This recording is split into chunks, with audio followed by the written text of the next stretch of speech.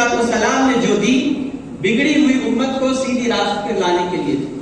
और इस फिक्र के जरिए हैदर अली साहब उम्मत को यह फिक्र दे रहे हैं कि जो फिक्र हमारे नबी ने हमको दी है उम्मत आज उसको भूल चुकी है, लिहाजा खौफ उस फिक्र को पैदा करे, अपनी जबान न सिर्फ जबान से बल्कि किरदार से भी उस तरफ उम्मत को बुलाए। फिर उसमें चाहे आपको मुसीबतें बर्दाश्त करना पड़े तो बर्दाश्त कर लें, जुस्तजू करना पड़े तो जुस्तजू करें, और हकीकत में तभी हम कामयाब दाई होंगे जब हम इन सारे मराहिल से गुजरेंगे जो हमारे नबी गुजरे। आज उम्मत जिस हालत में है और उस हालत से निकलना नहीं चाहती, इस किताब में उनको उससे निकलकर अमली मैदान में आने की तरफ तरगीब और तवज्जो दिलाई जा रही है कि तुम नाम पर भर मिटने के दावे तो करते हो, मगर अमली इक़दाम जो आका ने दिया है और आका की जिंदगी को अल्लाह ने नमूना बनाकर हमको दिया। जब मैं इनकी किताब को पढ़ रहा था तो शायद कुछ अशार गश्त कर रहे थे जो इनकी फिक्र की तर्जमानी करता है। जो उम्मत अपने नबी से जो ताल्लुक को रिवायती रखी हुई है, उम्मत ने अपने नबी से ताल्लुक को रिवायती कर रखा है, अमली इसका कोई उससे ताल्लुक नहीं है। शायद झिझोड़ कर कहता है, किसी गम गुजार की मेहनतों का खूब मैंने सिला दिया, जो मेरे गम में भुला दिया मैंने उसी को दिल से भुला दिया, जो मेरे गम में भुला दिया मैंने उसी को दिल से भुला दिया, तेरे हुस्न खुल्क की एक रमक मेरी जिंदगी में न मिल सकी। यानी हुजूर अलैहिस्सलाम के अखलाक से आज उम्मत आ रही है, यही फिक्र इस किताब के जरिए दी जा रही है, तेरे हुस्न खुल्क की एक रमक मेरी जिंदगी में न मिल सकी, मैं इसी में खुश हूं कि शहर के दरबान को तो सजा दिया। आज हम इस बात पर खुश हैं कि आका के नाम पर शहर सजाए जा रहे हैं, ये अच्छा अमल है, हमारा अकीदा ये है, इस अमल की वजह से अल्लाह यकीनन हमारी मग़फ़िरत करेगा, मगर काम इतने से चलने वाला नहीं।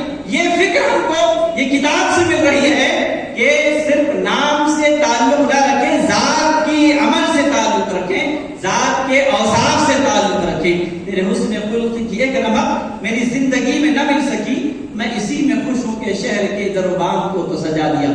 दरबान को सजाना गलत नहीं है, मगर इसी में खोकर रहना यह गलत है।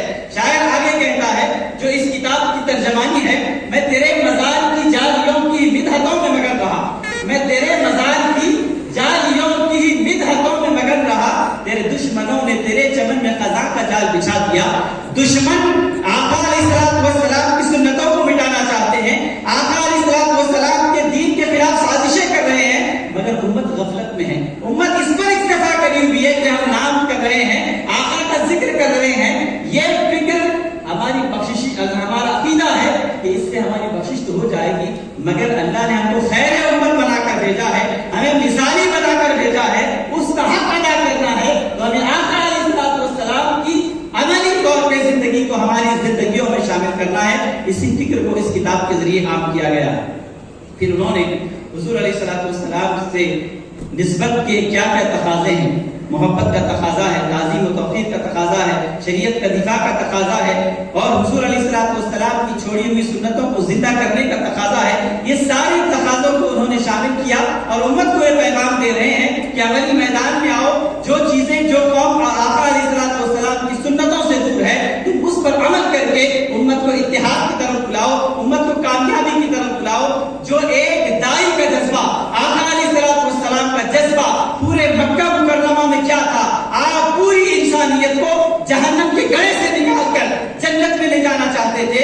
ये जज्बा आज उम्मत में तो इसका फुकदान नजर आ रहा है, ये जज्बा आज उम्मत में नहीं पाया जा रहा है। ये किताब के जरिए फिक्र दी जा रही है कि तुम अपने हबीब की उस फिक्र को जिंदा करो जो आप इंसानियत को लेकर जहन्नम के गड़े से निकालकर जन्नत में ले जाने की जो फिक्र थे, उस हम फिक्र को पैदा करें और अपने सारे इंसानों को आका की सीरत की तरफ बुलाएं, आका की तालीमात की तरफ बुलाएं और जन्नत में ले जाने के उनको काबिल बनाएं। यही उनकी सीरत का पैगाम। मैं इख्तिताम की तरफ आ रहा हूँ।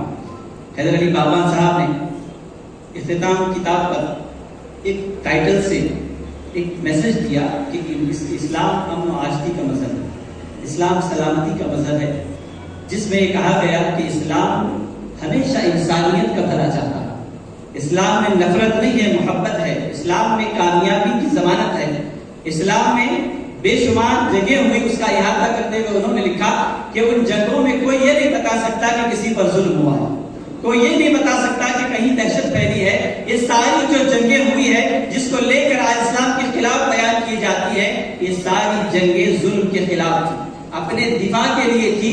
اگر اس اعتبار سے ان جگہوں کا احاطہ کریں تو کوئی مذہب یہ تعلیم نہیں دیتا کہ کوئی آ کر آپ کو حملہ کر رہا ہے اور آپ خاموش رہیں.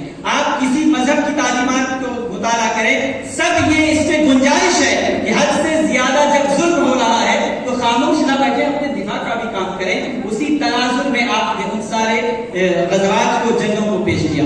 پھر اس کے بعد آقا علیہ السلام کی بیعت سے وقت بھی صحابہ کو کیا تعلیمات تھی. جب آقا علیہ السلام صحابہ کرام کو جنگ کے لیے بھیجتے تو کیا نصیحت فرماتے؟ حضور فرماتے جا رہے ہو تو ایسے شخص کو تکلیف نہ دینا جو جنگ کے لیے نہ آئے، ایسے شخص کو تکلیف نہ دینا جو کمزور ہو، خواتین پر ہاتھ نہ اٹھانا، بچوں پر ظلم نہ کرنا. اور یہ تک آپ صلی اللہ علیہ وسلم صحابہ کرام کو نصیحت فرماتے جہاں پر تم جا کر جنگ کر رہے ہو، راستے میں ایسی جگہ سے تمہارا گزر ہو جائے کہ کسی کے کھیت ہوں تو اس طرح سے نہ گزرو کہ تمہارے گزرنے سے کسی کے کھیت خراب ہو جائیں. یہ پاکیزہ تعلیمات آقا علیہ السلام نے ہم کو دی، مگر اس کو خلاف کر کے آج ہماری قوم کے سامنے پیش کیا جا رہا ہے. چونکہ امت حضور کے اسرے سے دور ہے، حضور کی تعلیم سے دور ہے، حضور کی سیرت سے دور ہے، ہم اس کا جواب نہیں دے سکتے. کیسے دیں گے جب ہم نے ہمارے نبی کی سیرت کو نہیں پڑھا؟ تو کیسے ہم اس کو جواب دیں گے؟ جو سوالات دین کے خلاف اٹھ رہے ہیں اس کا جواب آج ہم چاہتے ہیں تو ہمیں حضور کی سیرت پڑھنا ہے، حضور کی سیرت کو سمجھنا ہے، حضور کی سیرت کو عام کرنا ہے. پیار و محبت کا جو درس آقا علیہ السلام نے دیا، لوگ فتح مکہ کے دن انہوں نے دیکھا کہ آقا علیہ السلام پورے شان کے ساتھ، پورے اقتدار میں، پورے عام مقام کے ساتھ تھے. پوری دنیا میں قوت جس کو سمجھا جاتا تھا وہ قوت کے آپ مالک تھے، مگر آپ نے پہلا جملہ جو کہا سب کے لیے امن و امان ہے، کسی کے لیے کوئی مواخذہ نہیں ہے، جو معافی مانگ رہا ہے اس کو معاف کر رہے ہیں. یہ کردار ہم کو آج عملی طور پہ پیش کرنا ہے. حاضرین محترم، حیدر علی صاحب ایک جذبہ رکھتے ہیں کہ امت آج زبانی دعوے میں مبتلا ہے، عملی اقدام کی طرف نہیں کرتے، نہیں آتے. عوام تو عوام، جس کو خواص سمجھا جاتا ہے ان کا کردار آپ دیکھ لیں. ہمارے آج سوشل میڈیا پر ہزاروں فرینڈ آپ کو ملیں گے، مگر ہمارا المیہ یہ ہے کہ ہمارے گھر کے لوگ ہم سے ناراض ہیں. ہمارا المیہ یہ ہے کہ ہماری گلی کے لوگ ہمارے اخلاق سے دور ہو چکے ہیں. یہ اخلاق جس کو دیکھ، آقا کے اخلاق کو دیکھ کر لوگوں نے اپنے دین کو چھوڑ کر آقا کی غلامی کو اختیار کیا، مگر ہم دنیا میں تو اپنے فرینڈ بنانے میں لگے ہوئے ہیں. ہمارے گلی کے لوگ ہم سے ناراض ہیں. کیوں؟ کہ ہم عملی میدان میں بالکل پیچھے ہیں. اخلاقی گراوٹ اتنی آ چکی ہے کہ جس کا بیان کرنا دشوار ہے. اللہ کی بارگاہ میں دعا کرتا ہوں کہ رب تبارک و تعالیٰ اس محفل کو قبول فرمائے، اور جو فکر سے حیدر علی صاحب اس کتاب کو اجرا کیے ہیں ان کی اس فکر میں ان کو کامیابی عطا فرمائے. حضور علیہ السلام کی سیرت مقدسہ کو ہمیں گھر گھر عام کرنے اور پہلے خود اس پر عمل کرنے کی ہم کو توفیق عطا فرمائے. آمین بجاہ طه یاسین وما علینا الا البلاغ. السلام علیکم ورحمۃ اللہ.